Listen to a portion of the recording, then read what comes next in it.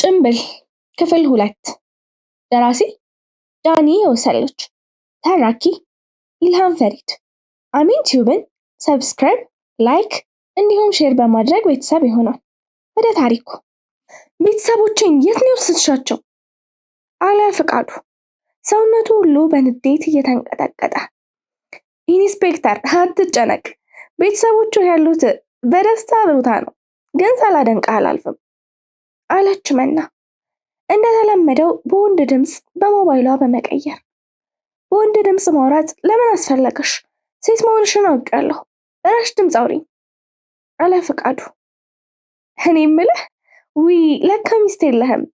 ለዛ ነው ሴት ነች የምትለኝ።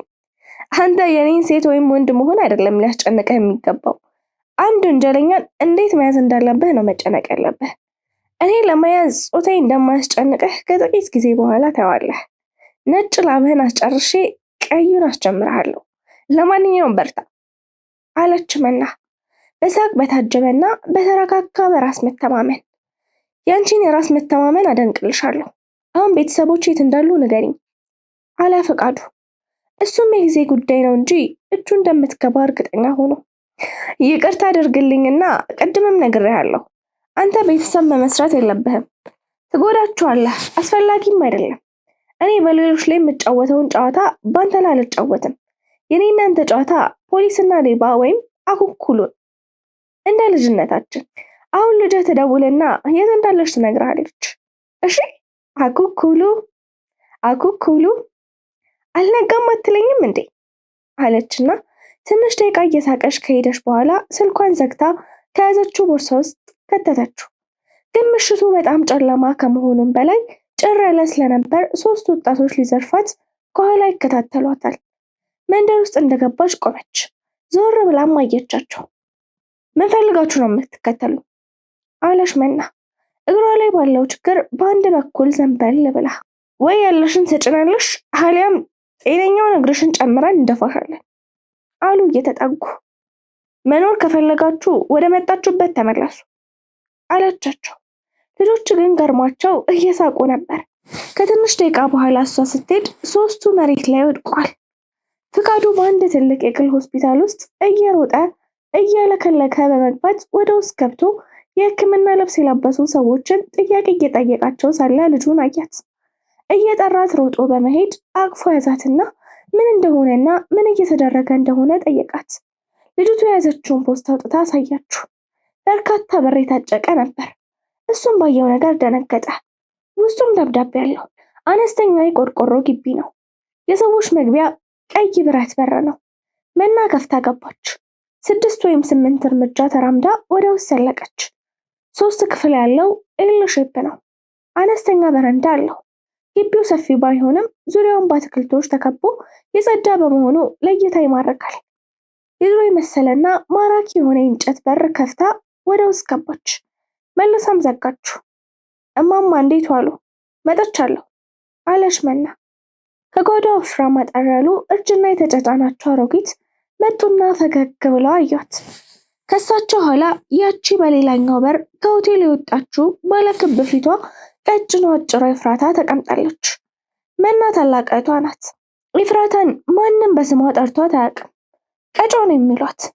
ቀጮዬ የኔ ተናፋቂ እህት፣ መቼም በእግርሽ መተሽ አልቀደምሽኝም፣ ንፋስ አሩጦ አንሳፎ አምጥቶሽ ነው እንጂ አለቻት መና ልትስማት ወደ እሷ እየተጠጋች። እጅግ በጣም ነው የሚዋደዱት። ፍቅራቸው የተለየ ነው። መንዬ ስወድሽ እኮ ለምን እንደሆነ ታውቂያለሽ? ሽንፈትሽን ስለማታምኝ። በፍቅር ተያያዙ። መሳሳምና መላፋትም ጀመሩ። አሮጊቷም ስራ አስፈቾች ናችሁ ሁለታችሁ ብለው ቆመው በፈገግታቸውና ፍቅራቸው እንደበቃ ቀጮዬ የሰውየውን ልጅ ጨርሻለሁ፣ ደውይለት፣ አሁን ለሰውየው የልጁን አስክሬን አንሳ በይው፣ እንዲሁም የሚቆም ነገር እንደሌለና የጠየቀውን እስኪያሟላ እርምጃችን ካላዘኔታ እንደሚቀጥል ንገሪው እና አዲስ ነገር የለም እንደተለመደው ጠንቀቅ ብለሽ እሺ አለቻትና ፀጉሯን አሸት አድርጋ ግንባሯን ስማት ወደ ውስጥ መኝታ ክፍል ሄደች። አልጋ ላይ ተኛው የረጅም ጊዜ በሽተኛ ልጇን ለማየት ገባች። ከላይ የለበሰችውን ልብስ ስታውልቅ በቦዲ ብቻ ሆነች። ከፊት ደረቷ አካባቢና ከጀርባዋ እንዳለ ሰውነቷ ጠባሳ በጠባሳ ነው። ብዙ መከራ ያየች እንደሆነ እንዲሁም ሰውነቷ ላይ በግልጽ የሚታዩ ጠባሳዎችን አይቶ መገመት ይቻላል። ሰውነቷ ላይ ደህና ቦታ በባትሪ ተፈልጎ የሚገኝ አይመስልም። ጫማዋን ለማውለቅ ስታጎነብስ በህመም በጣም ጮኸች። ለነዛ መሬት ላይ ለተዘረሩ 3 ወጣቶች ሌሊቱ አይነጋም የለምና ነግቶላቸው ፖሊስ ጣቢያ በፍቃዱ ፊት ተቀምጠው በጥያቄ አጨናንቋቸዋል። መርማሪ ሴት መሆኗን ለአንተ በመናገሬ ሁላ መውጣት እየፈራው ነው። እንዴት አንድ ጊዜ እግሯን አንስታ ሲያርፍብኝ ይታወቀኛል። ስንነቃ በህይወት ያለን አልመሰለንም። እንደ ሞተን አንዳችን ሲኦል ነን ያለነው ስንል ሌላው ገነት ነን ሲል ምን መልካም ስራ ሰርተን ገነት እንገባለን እያለን ስንወራከብ ነበር። ለካ የዛ ሴት ካራቴ ጥፊ አይምሯችንን በጥብጦ ስለነበር በብሽስታ ውስጥ ሆነን ነው ስናወራ የነበረው። ወይ ፍዳ! እኔ በበኩሌ ይቅርት በለኝ እንጂ ስለሷ ምንም አላወራም። ስለሷ ብቻ ሳይሆን ስለማንም ሴት አለ አንደኛው በጉንጩ ጫት ወጥሮ ያዘም ይመስል። ማን ሂድ አለ? አርፈ ተቀመጥ አለ ኢንስፔክተር ፍቃዱ ከተደበደቡት ወጣቶች አንዱ ተነስቶ ሊሄድ ሲል። እንዴ እኛ እኮ ነን የተደበደብነው፣ በፍቃደኝነት መደብደብ አንችልም እንዴ? በቃ አንከስም አለ ልጁ። አዎ አትችሉም አለ ኢንስፔክተር ፍቃዱ። ጉድ ሳይሰማ አለ ይህን የሀበሻ ልጅ የማንን ሰውነት ተበደርኩ? የራሴን አይደል እንዲያስደበደብኩት? ደግሞ ፍቃደኛ ሆኜ ነው በቃ የተደበደብኩት አለ ሌላኛው። ይኸውላችሁ ልጅቷ አደገኛ ወንጀለኛ ናት። ወንጀሎችን የምትሰራው በጥንቃቄ ነው። እንዳትጎዱ እዚህ መቆየት አለባችሁ። እናም ለምርመራ የምትነግሩኝ ነገር ይጠቅመኛል አለ ፍቃዱ ለማስረዳት እየሞከረ። ግድ የለም መርማሪ፣ ሌላ አማራጭ ተጠቀም። እኛ በህይወት መኖር እንፈልጋለን። እንኳን አርፎብን ከመሬት ሲነሳ ለሚያስፈራው ካራቴ ጥፊ ድል አንሰጥም። እባክህ መርማሪ ትሆን፣ እኛ በህይወት መቆየት እንፈልጋለን ሲሉት ፍቃዱ በዝምታ ተመለከታቸው። ከቆይታ በኋላ 3ቱም ከተቀመጡበት ተነስተው የተመቱትን ቦታ እያሻሹ ፍቃዱን ተሰናብተው ወጥተው ሄዱ። ከግቢው ጀምሮ ያዩአቸውን ሴቶች በትህትናና በመሽቆጥቆጥ በፍርሃት በግንባራቸው መሬት ላይ መስገድ እስከሚቀራቸው ድረስ ሰላም እያሉ መንገዳቸውን ጀመሩ። ቀጠን ያለች ሴት ባዩ ቁጥር በካራቴ መሬት ላይ የምታነጥፋቸው እየመሰላቸው እየተሳቀቁ ሰውነታቸው ይንቀጠቀጣል። ምናቺ ዱላ ከማረፏ በፊት ይሄ ትህትና ቢኖር። የቸገረን ነገር ከረፈደ እየገባን ካልደረሰብን አልገባ እያለን ነው። ልጃቸው የተገደለባቸው ሰውዬ አቶ ንጉሴ በፍርሃት ደንግጠው ሰውነታቸው እያላባቸው ደማቸው አናታቸው ላይ ተክ ተክ እያለ በደፈረሰ ዓይናቸው በአትኩሮት ፍጥጥ ብለው ፍቃዱን ያዩታል። እሱም ወንበሩ ላይ ልጥጥ ብለው ተቀምጦ ያያቸዋል። በቁጣ ከወገባቸው አጎንብሰው ጠጋ አሉ። ትሰማኛለህ? እስካሁን ከ4 ቢሊዮን ብር በላይ አውጥቻለሁ አሉ አቶ ንጉሴ የፍቃዱን ፊት እያዩ። አሁን መገረም መደነቅ አይበታለሁ ብለው ነበር። የሚገርመው ግን በፊቱ ላይ ምንም አይነት ለውጥ አላዩበትም። ጭራሽ እሳቸው ባለመገረም ተገርመውና ምንም ለውጥ ስላላዩበት በጣም ተናደው ያልኩህን አልሰማኸኝ ወይስ ቁጥር አታውቅም? ሚሊዮን ሳይሆን ቢሊዮን ያልኩህ አሉት። አሁንም ለውጥ አላሳያቸው። በአሁኑ ከምር ተናደዱ፣ ተቃጠሉ። አንቀው ቢገሉት ደስ ባላቸው ነበር። ምን ሆነቦት አላቸው በንቀት። አንተ እያሾፍክ ነው? ልጄ ተገደለ። አሁን ሊያልቅ የቀረው ህንፃዬ በፈንጅ ዱቄት ሊሆን እና ድረስልኝ ነው የምልህ አሉ አቶ ንጉሴ። እኔ ምን አገባኝ ስለ እርሶ ህንፃ አላቸው። እንዴት ትላለህ አሉት። እኔ የእርሶን ህንፃ ለመጠበቅ አልመጣሁም ወንጀልን ለመከላከል እንጂ ሲል መለሰላቸው። ጠብቅልኝ፣ የፈለግከውን ያክል ብር ልስጥህ። ልጅቷ አደገኛ ወንጀለኛ ናት። ከ10 ዓመት በላይ እስር ቤት ቆይታ ነው በቅርብ የወጣችው አሉ አቶ ንጉሴ። ለእኔ ነው ብር የሚሰጡ? አዝናለሁ።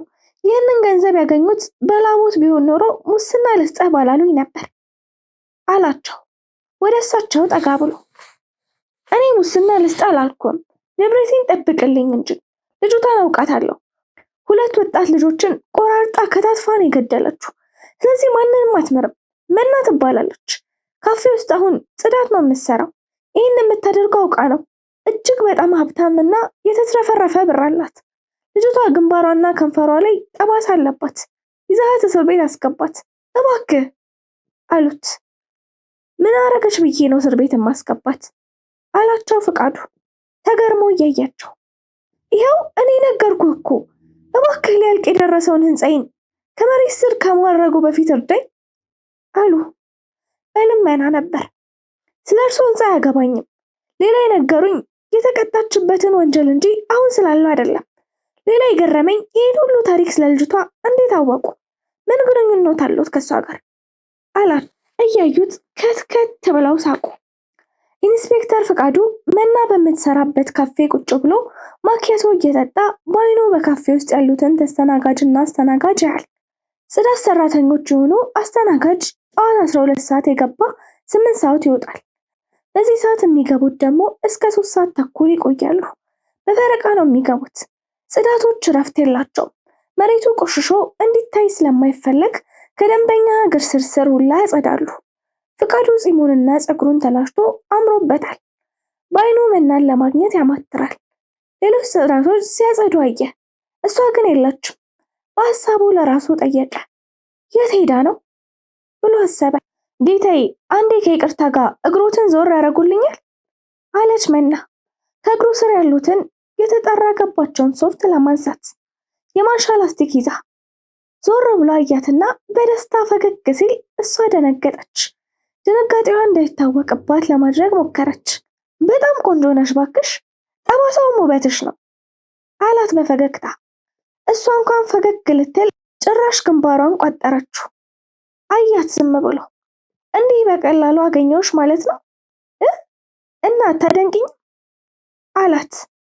በዝምታ አየችው። ጠባሳው እንደ መጋዘን ቁልፍ ውበቷን የቆለፈው ይመስላት ነበር ለመና። ግን ከነዚህ ጠባሳ መሃል ተወሽቆ ተሸሽጎ እጅግ በጣም በጥልቀት ወደ ውስጥ በመከራና በስቃይ የተንገላታ ውበት አለ። ቀን ከሌሊት ዕለት ከዕለት ደመና እንደሸፈነ ፀሐይ ውበቷ የተሸፈነባት መና ለአንድ ቀን ለማይክሮ ሰከንድም እንኳን ውበታም ነኝ ምንም ብቆስል ቆንጆ ነኝ ብላ ማታስበው። ከዛ ይልቅ ስቃይ እየተሰማት ሲያሰቃያት በከሯ ህመም ሆነባት። የምትንቀሳቀስ ደካማ በሽተኛ ሆና ሳለ ድንገት ከ15 ዓመት በኋላ ቁንጅናዋን መጥቶ ሹክ ያላት አንድ ሰው አገኘች። የፍቃዱ ዓላማ ቢገባትም ግን ቁንጅናዋን ሲነግራት የልብ ምቷ ጨምሮ ሴት መሆኗና የሴትነት ውበቷ ተሰማት። በልጅነቷ በርካታ ሰዎች መና መንዬ እንዲሁ ስናስበው ሶስተኛው የዓለም ጦርነት ባንቺ የሚነሳ ይመስለናል፣ እጅግ በጣም ቆንጆ እኮ ነሽ፣ ታድለሽ ይሏታል። በወቅቱ ልክ ነበሩ። አሁንም አለ ውበቷ፣ ግን እሱን ለማሳየት ፈቃደኛ ለመሆኗ እንጂ። እንግዲህ ከዛ ጊዜ በኋላ ይህ ድብቅ ውበቷን አይቶ የነገራት አላገኘችም። መና ወደዚች ምድር ከመጣች ጀምሮ ህይወት ደስተኛ ያረገቻት የአንድ ጭልፋ ወጥ ያህል አሊያም የአንድ አይን አፋር ሴት ጉርሻ ያህል ቢሆን ነው። ብዙውን ጊዜ እንኳን ተደርጎ ለመስማት የሚዘገንን የሰው ልጅ ስጋ እንደመልበስ ሊደረግበት አይደለም ለመስማት ፈቃደኛ የማንሆንበት የሚዘገንን ግፍ ተፈጽሞባታል። ዛሬ ላይ ጭካኔዋ ይቅርታ ለማውቃ መንስኤው ያ ነው። አሁን ምርጥ የወንጀል መርማሪ መጣ አልመጣ ለሷ ለውጥ የለው። ፍቃዱን መግደል ከፈለገች ከዚህ ካፌ አሁን ሲወጣ ጸጥ ልታደርገው ትችላለች። ግን የልጁን የመጨረሻ የምርመራ ብቃቱን ማየት ትፈልጋለች። እዚህ ቦታ እንዲገኝ ያደረገችው እሷ ስለፈለገች ስለፈቀደች ነው። ለምን የራሷንም የወንጀል ብቃቷን እያወቃት እንኳን ብቃቷን ለማሳየት የማትበላ ወፍ መሆኗን እንዲገባው። በቤት ደጃፍ በር ላይ የተንጠለጠለው ወይን ሆና ግን ማንም ሊበላት የማይችል መሆኗን ልታሳውቀው። በሾህ ተከበበች ጠረኗ ጣፋጭ የምታምር እምቡጥ ጽጌረዳ መሆኗን ልታሳምነው ነው። እንግዲህ እንዲያውቃት መሻቷ። እንዲህ በቀላሉ አገኝሻለሁ ብዬ አላሰብኩም ነበር አላት ፍቃዱ። መና ያልሰማሽ ለመምሰል ትኩረቷን እሱ ጋር እንዳልሆነ ለማስመሰል እየሞከረች ይቅርታ ጌታዬ፣ ሶፍቱን እንዴት ላንሳው? እግርህን ዞር ታረግልኝ አለችው በፍጹም ትህትና በተሞላበት አነጋገር። ፍቃዱ እያያት ፈገግ አለ። በውስጡም መና ሙች ምርጥ ወንጀለኛ ነሽ፣ አደንቅሻለሁ፣ ጊዜ ይፈጃል እንጂ በህግ ዙሪያ ከኔ መዳፍ ላይ ነሽ አለ ለራሱ። ነገርኩሽ፣ አገኘሁሽ፣ ያልሰማሽ አትምሰይ አላት ፍቃዱ። እኔን ከሆነ ያልከኝ ብዙ አታስብ፣ እንዳትጨናነቅ ብዬ ነው ቶሎ እንድታገኘኝ ያደረግኩ ስትለው እያያት በድጋሚ ፈገግ አለና እግሩን ዞር አደረገላት።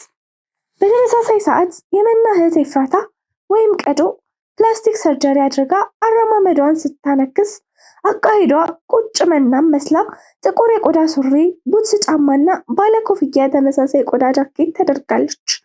ኮፍያውን እስከ ግንባሯ ደፍታ ወደ አንድ ሆቴል በመሄድ ገባችና በአይኗ ሆቴል ውስጥ ያሉትን ቃኘች። እነዛ ሶስቱ የመና ካራቴ ጥፊ የደረሰባቸውን ወጣቶች አየች። እንዳየቻቸው በቀጥታ ሄዳ አንድ ወንበር ሳበችና ካጠገባቸው ቁጭ አለች። ልጆቹ እንዳዩት ደነገጡ፣ እግሯ ስር ተደፉ። በሚያውቁት ሁሉ መሃል ላይ የማሉ ምንም አልተናገርንም ለፖሊሶቹ፣ ተይን ባክሽ አለ አንደኛው። በቃ በእናትሽ አላት ጉልበቷ ላይ እንደተደፋ። ቀጮ ከወገቧ ድምፅ የሌለውን መሳሪያ አውጥታ ግንባራቸው ላይ ሌላ ሰው እንዳይ በጠረጴዛ ስር ደቅናባቸው። ድሮ እናቶቻችን መሀል እጃችንን ሲበላን ይስሙትና ገንዘብ ላገኝ ነው ይላሉ። የኔ ግን ተቃራኒ ነው። እኔን ከበላይ ጥይት ልተኩስ ነው። እናም ከመተኩሴ በፊት እስራት ቁጭ ብላችሁ ታናግሩኛላችሁ ስትላቸው በምን ያህል ፍጥነት ተነስተው ቁጭ እንዳሉ ራሳቸውም አያውቁትም። አየቻቸውና ጥሩ አድርጋችኋል በማለት ጭንቅላቷን ነቀነቀች። ሽጉጧን በቦታው መልሳ ፖስታ ወጣችና ጠረጴዛው ላይ አደረገች። ወደ እሷ ጠጋ እንዲሉም ነገረቻቸው።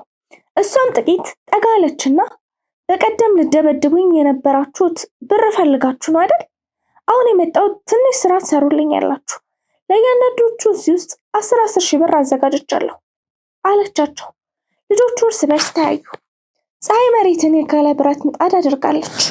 መና 8 ሰዓት ደርሶ ከካፌው በር እንደወጣች ግራ ቀኟን አይታ ዣንጥላ ዘርግታ ሸፈፍ እያለች ስትሄድ ፍቃዱ ከኋላ እየሮጠ መጥቶ ከአጠገቧ መራመድ ጀመረ። እኔ እኮ የሚገርመኝ ፀሐያ ምነው እሷ እንኳን ብታዘነብል ሰው እየተቃጠለ እንደገና እሷ ትጨምራለች አላት። ዞር ብላም አላየችውም። መና ልክ ነህ፣ ልክ እንዳንተ አቃጣይ ማለት ነው አለችው። አቃጣይ ነህ አልሽኝ ማለት ነው? ደስ ይላል። እኔ ምልሽ የታሰርሽበት እስር ቤት ሄጄ ስላንቺ ጠይቄያቸው ነበር። ከሰው ተገለሽ በጣም ስፖርት ሰሪ እንደነበርና ምርጥ የተባለ የወንጀል መጽሐፎችን ስታነቢ እንደኖርሽ ነገሩኝ። በጣም ገረመኝ አላት አይኗን እያየ። በቃ ሌላ የነገሩህ ነገር የለም አለች ቆማ ፊት ለፊት እያየችው። አዎ ሌላ ነገሩኝም። ገረመሽ አይደል እዚህ ደረጃ በፍጥነት መድረሴ አላት በኩራት ፈገግ ብሎ። አዎ ገረመኝ።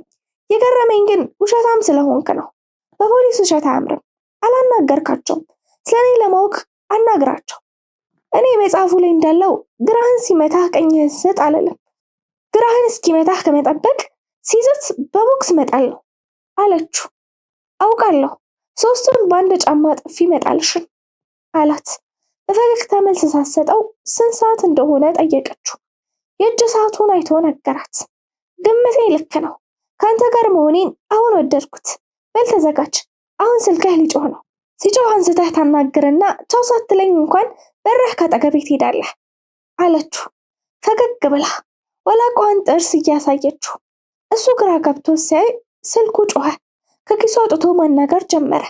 ደነገጠ። ስልኩን አናግሮ እንደጨረሰ ተገርሞ አይቷት ሳይሰናበታት እየሮጠ ሲሄድ እንዴት ነኝ? ጨዋታ ያስደሳች ነው አይደል? አለች ድምጿን ከፍ አድርጋ እንዲሰማት።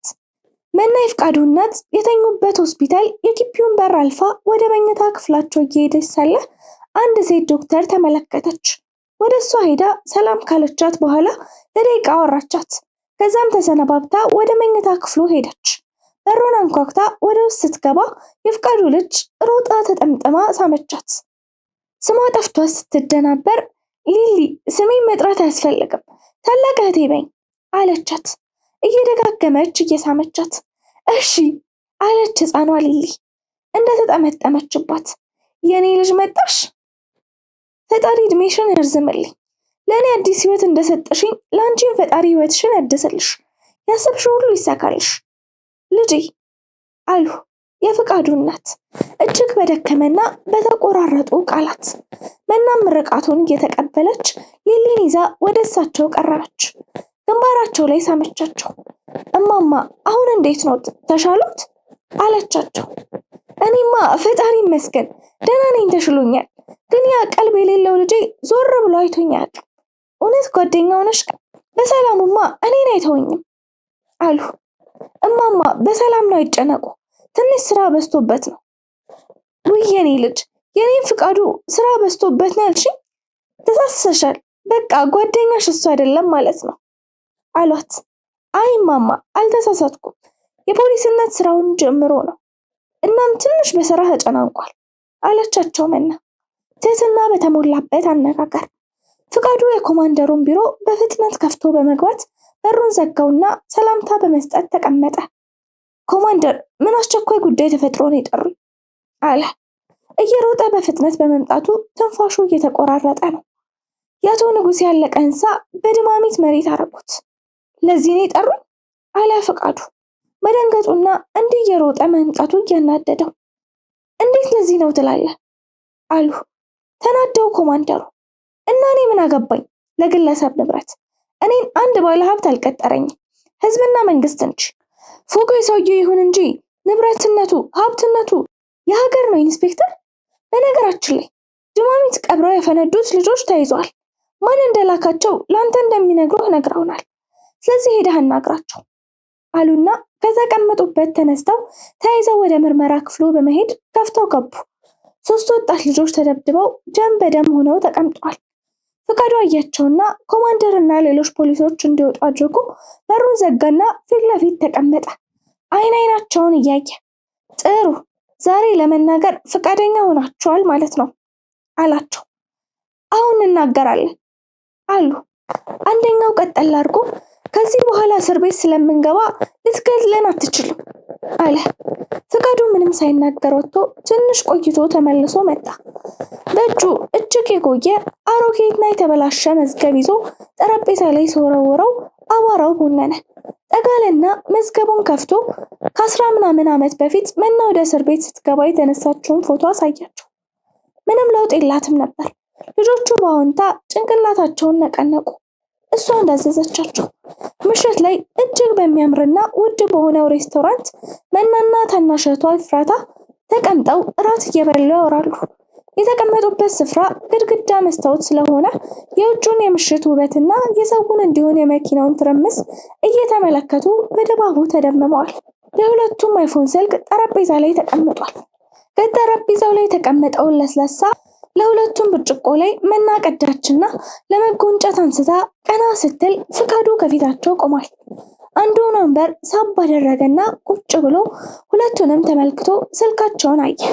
ይገርማል። በአንድ ካፌ ጽዳት ሰራተኛ የሆነች ሴት በውድ ሬስቶራንት ውድ ምግብ ማዛ ትበላለች። አይፎን ስልክም አላት። በጣም ይገርማል አለ ፍቃዱ። ያልበላህን አትከኬኔ ወንድም አለች ኤፍራታ።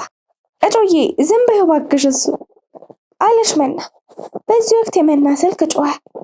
መና አሁን ወደ ፖሊስ ጣቢያ አብረሽኝ ትሄጃለሽ አላት ፍቃዱ ካሴና አውጥቶ ጠረጴዛ ላይ እያደረገ። ምን አድርጌ በምን ወንጀል አለች።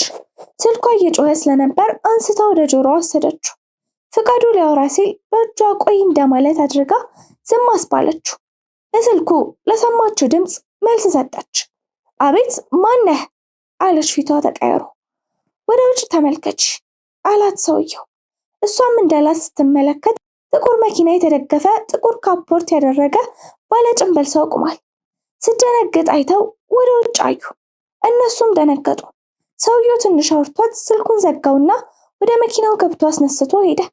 እህትማማቾቹ በግርምት ሲተያዩ ፍቃዱ ካቴናውን አንስቶ የመናን 2 እጅ አስሮ ይዟት ሲወጣ ቀጮ እየጠየቀችው ተከተለችው። ክፍል 3 ይቀጥላል።